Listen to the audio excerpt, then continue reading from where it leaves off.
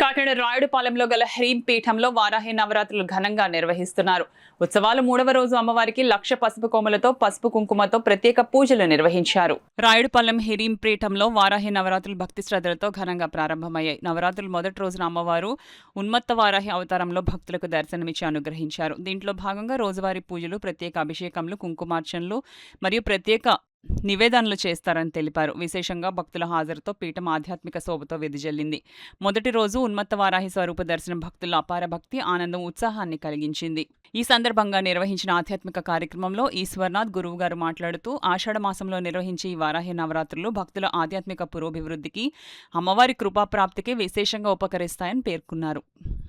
వారాహి నవరాత్రులను పురస్కరించుకుని ఈరోజు రాయుడుపాలెంలో వెలిసినటువంటి హ్రీం పీఠంలో 3వ రోజుగా బృహద్వారాహిని అమ్మవారిని ఆరాధించుకోవడం జరుగుతుంది.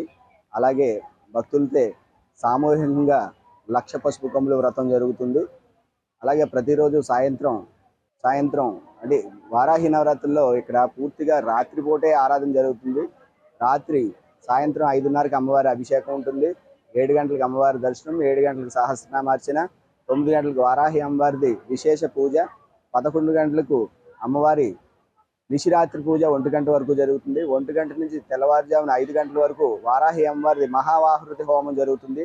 కావున భక్తులందరూ కూడా ఈ కార్యక్రమాలని అవకాశం ఉన్న వాళ్ళు వినియోగించుకోగలరు. శ్రీమాత